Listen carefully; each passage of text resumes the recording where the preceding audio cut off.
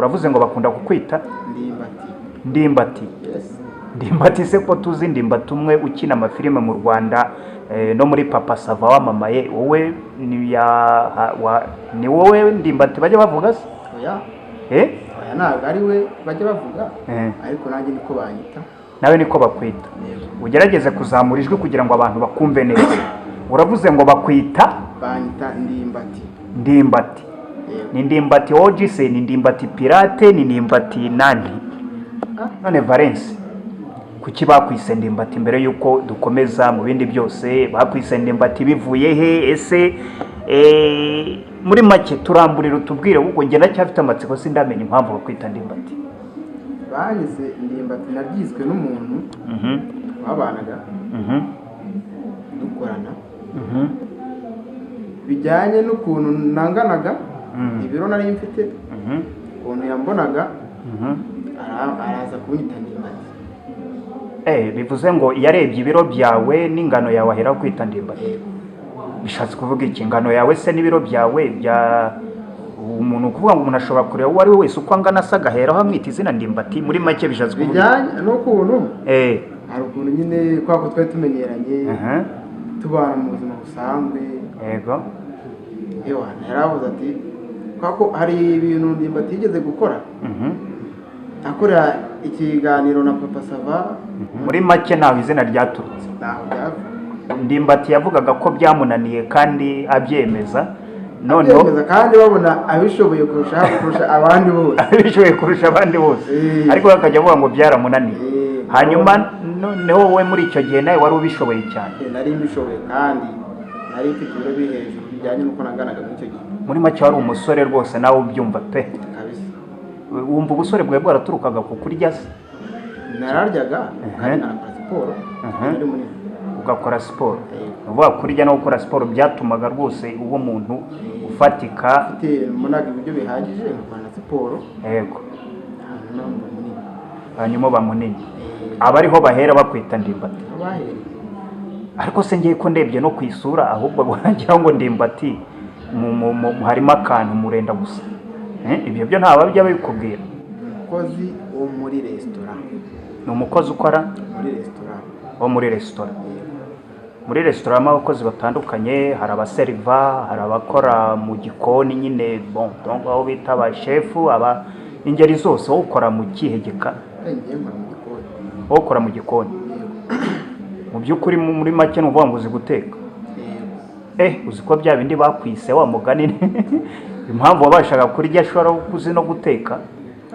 Mu gikoni n'ubundi nagombaga kuba ugerageze kuzamura ijwi ya ukora mu none guteka se ni ibintu wize, ni ibintu byaje gutyo, byaje gute? Wadusangiza abagukurikiye bakakumenya.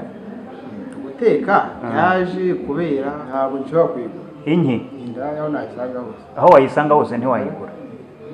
Nko mu jene ni kubera icyo uvuga ko utagura indaya mu gihe ahubwo hari abo dusanga basariyemo, wowe ni ukubera iki? Iyo uganiriye n'abantu hari igihe umuntu akubwira ati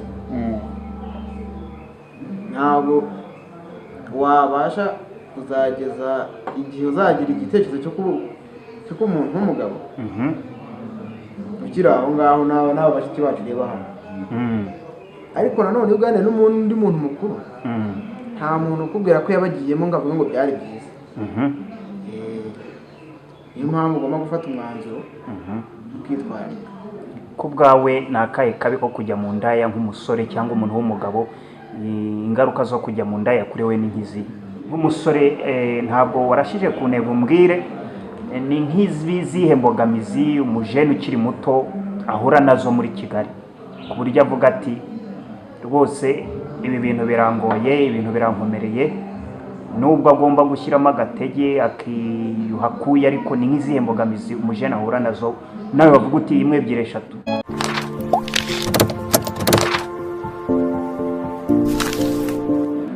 Yes, nongeye kuguha ikaze nanone nshuti muvandimwe wa IMPETA TV. Ndagushimiye cyane udahema kubana natwe, by'umwihariko wakoze subscribe, ndagushimiye cyane. Ariko nanone nkuko ntahwema kwibabwira, wewe wemeye gutangirana natwe muri uyu mwaka uw'ingenzi kuri twe, uw'agaciro. Imana iguhe umugisha kandi nizera ko tuzakomezanya neza kugeza mu mpera z'uyu mwaka. Yes, nkuko twabyemeje rero kubagezaho inkuru zidasanzwe, murabibona namwe kuri kamera za IMPETA TV. Twabazaniye inkuru y'amashusho aho rwose twagenze tugera ku musore. Ni umusore udasanzwe, ni umusore ufite ibigwi, ni umusore umaze kubaka izina. Ariko ushobora kwibaza uti yubatse izina te? Ese uko agaragara, ese ni mu biki? Ngira ngo uyu musore ntatinze ndagira ngo mubwire yivuge ko umwanya nuwe, abwira abakurikiranye IMPETA TV ni muntu ki, yitwa nde, mbese yamenyekanye nkande. Ndumva akanyarake ngo ayikaze musore. ubundi bakunda kunyita Ndimbati. Bakwita Ndimbati. Amazina yawe bwite bundi witwa ndi? Amazina yanjye nitwa Kazimana Valence. Kazimana Valence. Kazimana Valence. Yes. Uravuze ngo bakunda kukwita Ndimbati. Ndimbati. Yes. Ndimbati se ko tuzi Ndimbati umwe ukina amafilime mu Rwanda no muri Papa Sava wamamaye. Wowe ni wowe Ndimbati bajya bavuga se? Oya. Oya ntabwo ari we bajya bavuga, ariko nanjye niko banyita. Nawe niko bakwita. Ugerageze kuzamura ijwi kugira ngo abantu bakumve neza. Uravuze ngo bakwita? Banyita Ndimbati. Ndimbati. Ni Ndimbati OG se, ni Ndimbati pirate, ni Ndimbati nani? Niko nabivuga. Navuga ko wenda ari pirate. Harya wambwiye ngo izina rindi witwa?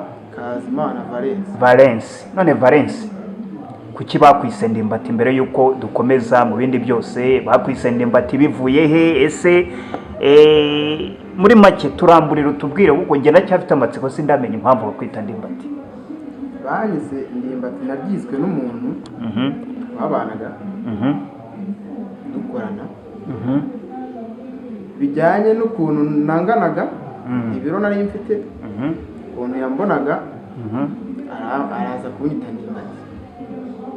Bivuze ngo yarebye ibiro byawe n'ingano yawe ahera kwita Ndimbati. Bishatse kuvuga iki? Ingano yawe se n'ibiro byawe bya umuntu, kuvuga ngo umuntu ashobora kureba uwo ari we wese uko angana asa agaheraho amwita izina Ndimbati. Muri make bishatse kuvuga bijyanye n'ukuntu hari ukuntu nyine kwa ko twari tumenyeranye, tubana mu buzima busanzwe. Yego. Yaravuze ati ko hari ibintu Ndimbati yigeze gukora, akora ikiganiro na Papa Sava muri filime, aravuga ngo byaramunaniye. Ngo byaramunaniye? Ende byananiye Papa Sava? Ubwo rero icyo gihe njyewe nabaga mfite apeti iri hejuru. Ibyaramunaniye ni ukuvuga ibiryo? Ibiryo. Yavuga ko yananiwe kurya. Ubwo rero nanjye bagahera bavuga ati dero byarananiye n'uri niwe Ndimbati. Muri make naho izina ryaturutse? Naho byavuga. Ndimbati yavugaga ko byamunaniye kandi abyemeza. Noneho kandi babona abishoboye kurusha abandi bose. Abishoboye kurusha abandi bose. Ariko bakajya bavuga ngo byaramunaniye. Hanyuma noneho wowe muri icyo gihe nawe wari ubishoboye cyane? Nari mbishoboye kandi nari mfite ibiro biri hejuru bijyanye n'uko naganaga muri icyo gihe. Muri make wari umusore rwose nawe ubyumva pe? Kabisa. Wumva ubusore bwawe bwaraturukaga ku kurya se? Nararyaga kandi nakora siporo. Ugakora siporo? Uvuga kurya no gukora siporo byatumaga rwose uwo umuntu ufatika, munaga ibiryo bihagije, nkora siporo. Yego. Hanyuma bamunini. Abariho bahera bakwita Ndimbati. Ariko se ngiye ko ndebye no kwisura ahubwo barangira ngo Ndimbati harimo akantu murenda gusa. Ibyo byo nta babya babikubwira? Abantu banyumvise bajya babimbwira. Ariko nta hantu bihuriye. Nta hantu bihuriye n'ukuri? Nta hantu bihuriye n'ukuri.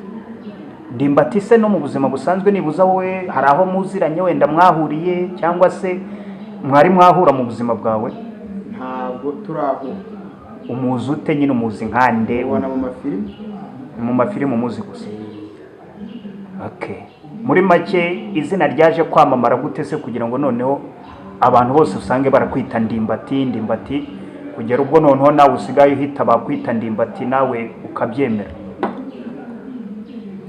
Naje gukorera ahantu abantu bose bambona hanyuma abo dukorana babinyita abantu bakagira amatsiko yo kuza kureba yego umuntu n'uwuhe ninde bitwa iryo zina kandi Ndimbati usanzwe tumuzi.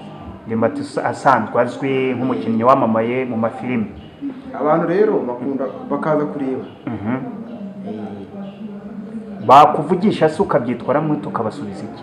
Ukabwira uti nanjye nuko mbyumva cyangwa musigeho ubyitwaramo uti? Iyo bamvugishije mba numva nyine ari ibintu bisanzwe nk'uko bakwita izina bisanzwe mba nta kibazo rwose. Buriya hari abantu benshi bifuza kwitiranwa n'ibyamamare kuko icyamamare kenshi kiba ari nkaho ari role model y'abandi, abantu bose bashaka kwitwara nkacyo. Kuki nk'umujene utahereyeho ngo ufate iryo zina wahawe abantu bakugiriye ngo uhereho nawe none uvuga uti ugire confidence, ugire over confidence nk'abandi nk'uko bamwe bajya babyishyiramo wenda atari nabyo babise? Kuki wowe ubigendamo gake ukabyakira ukituriza? Ubiterwa n'iki? Kubura mbese mbora umuntu wawe wenda watuma rikura rikaba rinini cyangwa se no kubura umwanya, ariko akenshi na kenshi ntabwo nabona nyine ku buryo kibyamenyekana. Ntabwo wabona uburyo kirimenyekana. Uyu ni umwanya rero rishobora kumenyekana bikagera kure, kuko nkeka ko abakunzi bacu, abakunzi ba IMPETA TV nabo barakureba, baraza kutubwira rwose kuko nimba mufitanye isano na Ndimbati cyangwa se mufitanye isura nk'uko abantu babikomeje kubivuga, ariko buriya nabyo ntawamenya biba byaravuye. Gusa rimwe na rimwe ishobora kuba ariyo nzira yawe yo kuba wakwitiranwa n'icyamamare, wenda nawe ikaba inzira yo gutuma ari ahandi ugera. Uravuze uti ntabwo wenda mbona umwanya wo kuba byatuma bimenyekana cyangwa se ngo ndishyire hanze. Mu by'ukuri ubundi Valens ni umuntu ki? Usanzwe ukora iki mu buzima bwa buri munsi? Ukora iki? Valens umukozi wo muri resitora. Ni umukozi ukora muri resitora? Wo muri resitora. Muri resitora harimo abakozi batandukanye, hari abaseriva, hari abakora mu gikoni nyine aho bita ba shefu, ingeri zose. Wowe ukora mu kihegeka? Wowe ukora mu gikoni. Mu by'ukuri muri make ni uvuga ngo uzi guteka?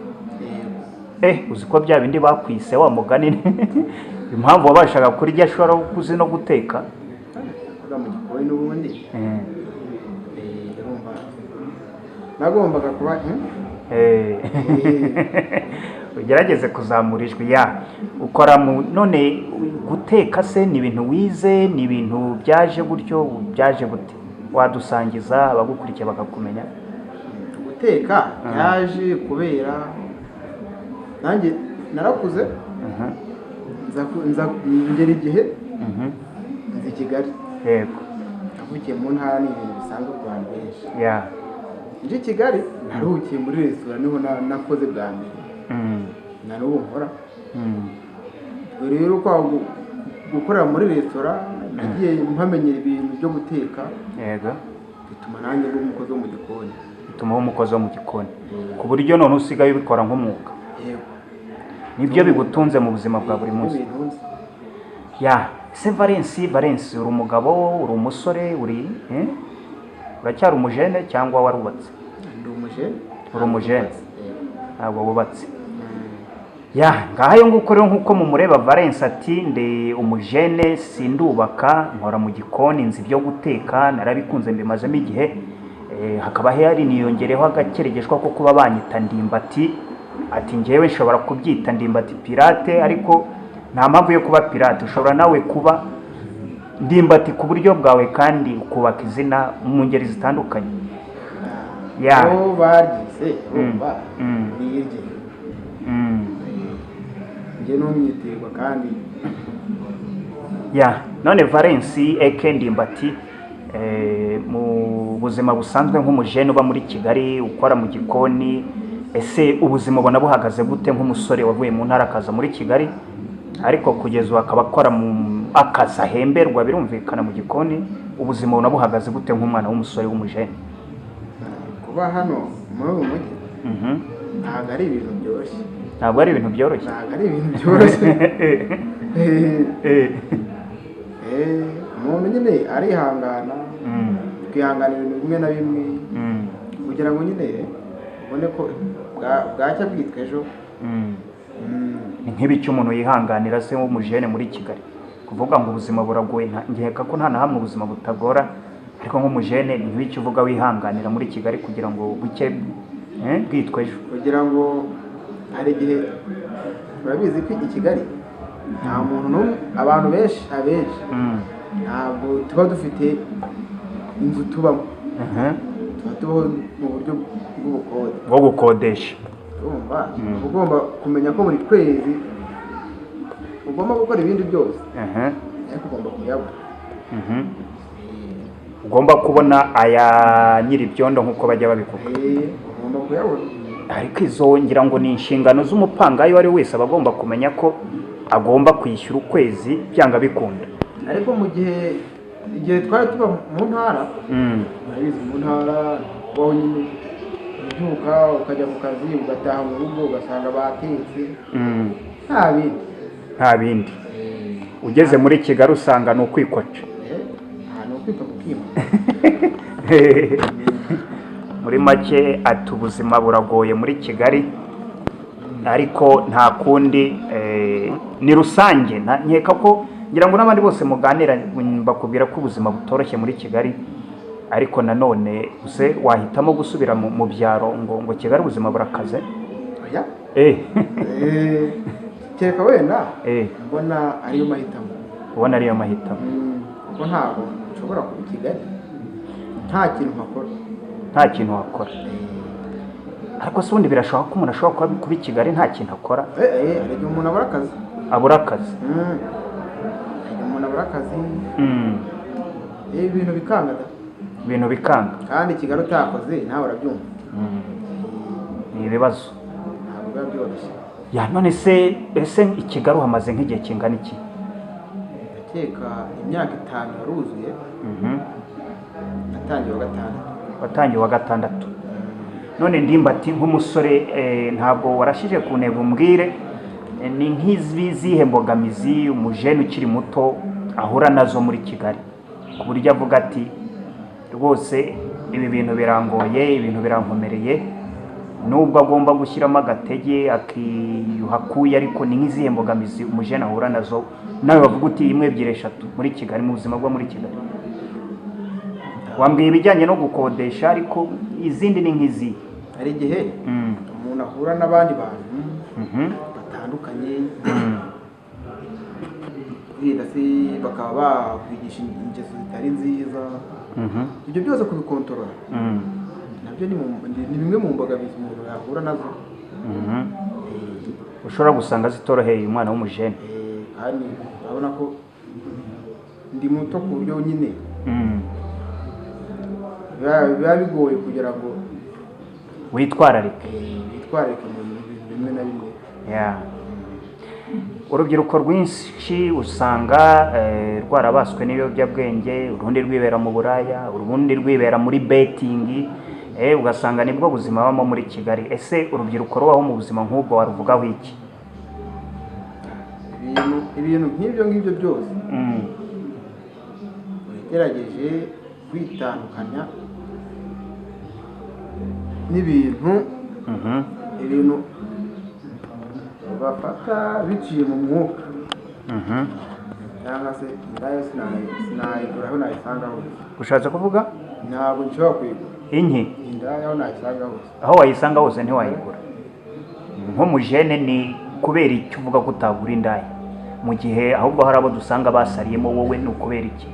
iyo uganiriye n'abantu hari igihe umuntu akubwira ati ntabwo wabasha kuzageza igihe uzagira igitekerezo cyo kuba umuntu w'umugabo ukiri aho ngaho n'abo bashiki bacu ureba hano. ariko nanone iyo uganira n'undi muntu mukuru, nta muntu ukubwira ko yabagiyemo ngo avuge ngo byari byiza. niyo mpamvu ugomba gufata umwanzuro ukitwararika. ku bwawe ni akahe kabi ko kujya mu ndaya nk'umusore cyangwa umuntu w'umugabo, ingaruka zo kujya mu ndaya kuri we ni nk'izi? wakuramo indwara, ntabwo ari ibintu byiza, kandi n'amafaranga yawe aba ahatakarira, kandi amafaranga mu by'ukuri tuyabona mu buryo bugoye. muyabona mu buryo bugoye. Hari abavuga bati n'ubundi hari imvugo bajya bavuga ngo nta myaka 100, nubwo ntemeranywa n'ababivuga, bakavuga bati ubuzima ni ubwa none, gerageza ucelebrating ejo sahawe, n'utwo abonye akaturya akatumara. Wagira inama yihe urubyiruko rubaho muri ubwo buzima bwo kwitizera ejo hazaza ngo rwizigamire, ahubwo rukabaho rugira ngo ejo ruzapfa? Warugira ihe nama nk'umujene ugerageza kwiteza imbere? niyo wapfa ubizi neza ko uzapfa, ariko se wapfa ntacyo usize, sereka yo bayikura he? Sereka nta hantu yapfa, iyo bayikura he? niyo wapfa ariko wapfa ariko ibyo usize byibura, bakaza bavuga ati yigeze kubaho. Muri make nta kubaho nk'udafite icyizere, n'udafite intego. nubwo waba uvuga ati harabura umwaka umwe, wakomeza mpaka umwaka ukarangira, ariko tijanditse mu bintu bibi. None ni iyihe nama wavuga ku rubyiruko, cyangwa wagira urubyiruko runenga akazi rukavuga ruti iyo akazi aka n'aka sinagakora, nabonye akazi ko muri ofisi mu biro aka sinagakora? Warugira iyihe nama? akazi ako ari ko kose ngiye ku bwanjye gapfa kuba kama amafaranga, ntabwo nagasuzugura. Rero akazi kose wabona mu gihe utarabona akazi keza ushaka, waba ugakora kugira ngo ubonye uburyo bwo kubaho, kugira ngo ubuzima bukomeze uhari. Muri make ati akazi kari ko kose wagakora kugira ngo ubuzima bukomeze, kandi akazi kabi kaguhesha akeza. Ndimbati Valens, niki wifuza uramutse ugiriye amahirwe yo guhura na Ndimbati mwitiranwa, baguhimbye akazi nake ku buryo noneho naho unyura basigaye bakwita Ndimbati, ni igiki wumva wamusaba muramutse muhuye amaso ku maso? Namusaba ubufasha bumwe gusa. Maze imyaka 5 yenda no ku 6 nkora muri restaurant, nta kindi kintu nkora. Namusaba kumfasha agira business yanjye. Business yawe wumva uteganya ni nka business ijyanye n'iki? Nko kumenyereye gukora muri restaurant, nibyo uzi gukora restaurant yawe ukaba free, ukikorera, mbese nawe ukiteza imbere. Ese hejuru yabyo ubundi wumva uteganya gushaka umugore? Igihe nikigera muri make abasista bacu bakureba bamenye ko hakiri kare utaragera mu gihe cyo gutekereza gushaka umugore. Cyari mutoya. Nimba nta banga urumva hasigaye nk'igihe ugereranyije imyaka ingahe? Imyaka 7. Imyaka 7? Iyo myaka 7 uzaba ukihanganira ubuzima bwawe wenyine muri Kigali? Ndaba nihangana ntacyo bintu mwahe. Ni byiza. Icyambere ni ukugira intego no gukora, ubundi bindi biza nyuma. Ndimbati Valens atugira inama, abwira urubyiruko rwinshi ati icyambere ni ugukora, ni ugukunda akazi, kandi koko ntacyo wageraho utibishya kuya, utiyimye ngo uteganyirije ejo hazaza. Ni akanya keza twagezeho ko kuganira nawe kugira ngo tubagezeho umusore waciye agahigwa mu makaritsiye impande n'impande, aho akomeje kwitwa Ndimbati. Bamwe bakagira ngo ni Ndimbati audio hageze, ariko nawe bavuga ati ni Ndimbati pirate. Gusa nawe arifuza gutera imbere, nawe ngo agere kirenge mu cy'abandi. Ndimbati ndagushimiye cyane kuri aka kanya waduhaye. Murakoze cyane. Sawa.